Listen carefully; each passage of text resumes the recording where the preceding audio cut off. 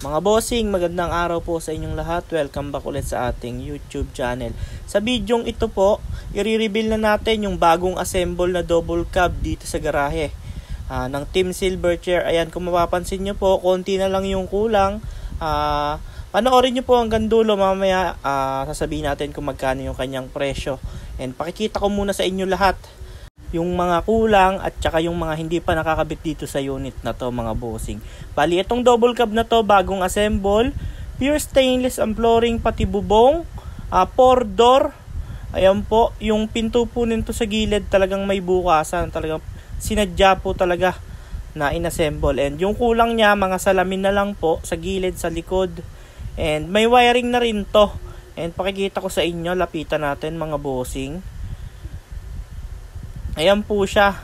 Bali yung standard niya na haba, modelo na po ang double cab na ito. Pwede nyo siyang gawing pang negosyo. Ayan, kung mga nasa probinsya kayo, pwede po ito. Ayan, ito naman pong unit na to is hindi maselan. Kahit ano po yung isakay ninyo or isampa ninyo, wala po siyang pinipili dahil sobrang tibay po ng mga ganitong stainless at napakatatag kung mga karga-kargahan lang, mga bossing. Ayan, and ito naman po yung pinto niya, mga boss, may bukasan na rin sa gilid. Ayan yung mga ibang nagbebenta, mga bossing, yung bukasan nasa loob. Ito mga boss, naka mekanismo na.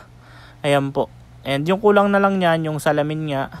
And sa sticker naman po, pwede pa tayo magdagdag kung ano yung gusto ninyo.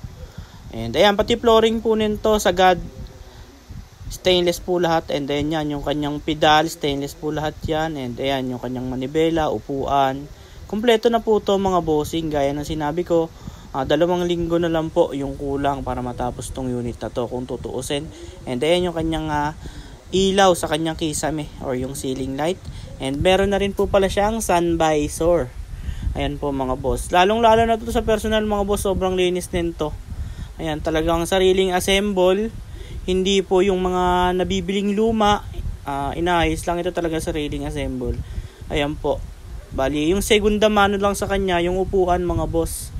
And yung kanyang makina naman, second hand, pero bagong overhaul po. Talagang naka-break in pa to bago natin ibigay sa inyo. Talagang fresh na fresh po. Ito po yung makina niya.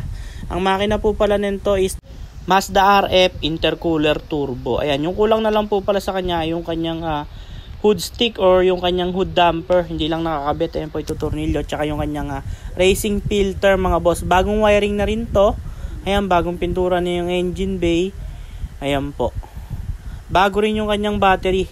And yung ginamit naman sa kanya na bumper, spoiler na. Ayan po. And yung kanyang differential, kingpin type. Talagang napakatibay, mga boss. Kahit ano ikarga nyo dyan. Bago rin po pala yung mga gulong nito. Ayan po. And the rest, lahat ng kaha bago na. And dito naman, yung ginamit na flooring sa likod, checkered. Talagang kahit anong isampa ninyo, mga boss. Kung kayo ay magbababoy, mag-iisda, magmamanok, mga ngalakal, magbubuko, kahit ano pong kalakal, pwede nyo po dito isampa. Dahil napakakapal din po ng ginamit na yero dito. And yung tubo na yan, ayan po yung patungan ng mismong antena. Ayan, hindi lang nakakabit. Ayan, nasasara po yan. Ayan, kung gusto niyo naman, pataasan pa natin yung barandilya para talagang magandang tingnan. And dito naman po, mga boss, yung kanyang top load, may Batman na rin or spoiler. Ayan, yung salamin niya na ikakabit dyan is sliding window. Ayan po. Then dyan naman sa harap para hindi mainit, ayan, nakatrapal. Ayan po siya. And pwede nyo rin po ito ipa-aircon kung gusto ninyo pag nagsawa kayo. And ito naman yung pang ilalim, mga boss. Talagang detalyado yan. Meron lang mga konting hindi pa nare-retouch ng pintura, pero talagang sariwang-sariwa, mga boss. Kasi yung mga ibang vlogger na nandito rin sa YouTube, sa Facebook, talagang video lang ng video, hindi pinakikita lahat halos ng mga under chassis. Ayan po. Dito naman tayo sa isa, mga boss. Itong isa naman, 4 door din, pwede nyong iwanan yung gamit sa loob. Ayan po. Mas maganda tong isang to kasi 6 stud po yung kanyang mags. Power steering din siya, C240 yung makina. 4 door, pwede nyong iwanan yung gamit nyo sa loob. Bagong assemble din po ito mga boss. Yung bubong niya stainless na rin, yung flooring niya stainless. Hindi nga lang po checkered, pero mas brusco po itong isang to tignan kaysa dun sa nauna natin binidyohan. Pero yung presyo po nito magkaiba kasi may aircon po ito.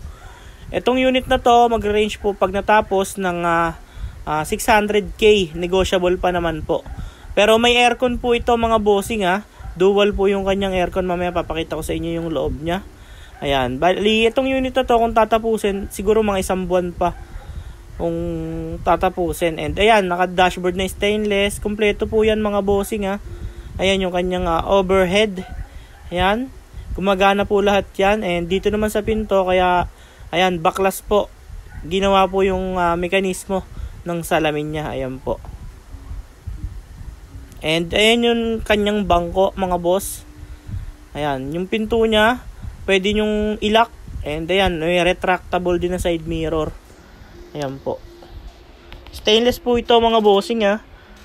And ayan, 6 stud na rin na mags yung ginamit sa kanya. Pero yung mga gulong po yan, hindi po yan yung ikakabit dyan. Pantayo lang po yan. May bago pong mga gulong yan. Hindi lang nakakabit. Ayan, sa mga interesado mga boss, tawag lang kayo sa number na nasa screen kasi hindi tayo makasagot, and ipipin ko rin yung Facebook page namin para madali nyo kaming makausap. And sa magtatanong pala mga boss, pati itong bubong nito is stainless na rin. Ayan po. Ayan, and yung location pala namin mga boss, Alapan, Imus, Cavite. Ayan, hanapin nyo lang po yung SM Center. Ayan po yung landmark namin. Alapan 1C, Imus City, Cavite mga bossing. Ayan po. Ito 600k pag natapos. Then ito naman yung FPJ. Nire-restore po natin yan. Malapit na rin matapos yan mga boss. Then balik tayo dito mga bossing. Yung presyo po nito mga boss, 480,000. Negotiable pa po upon viewing. Mas maganda makita nyo ng personal para ma-appreciate nyo yung ganda ng sasakyan mga boss. Ayun, napakakinis. Konting panahon na lang po yan. Tapos na po yan mga boss. Salamin na lang yung kulang. And yung mga sticker na additional sa mga salamin. Bali yun po mga boss, 480,000. Negotiable pa po upon viewing. Yung kasama po nun, rehistro. Pwede din po natin ihatid sa inyo yung unit na ito. Ayan, pure stainless, double cab, 4 door. Bagong assemble po mga bossing. Bali, ayun lamang po yung video natin na to. Sa mga interesado, tawag lang po kayo sa number na nasa screen. And ipipin ko rin po pala yung Facebook page namin para madali nyo kaming makontak at makausap. And sa magtatanong ng location namin, Alapan 1C, Imus, Cavite. Ayun po yung location namin. Bali yun lamang po mga boss.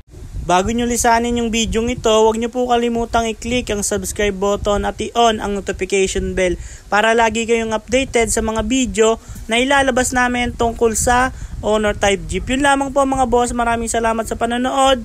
See you sa next video.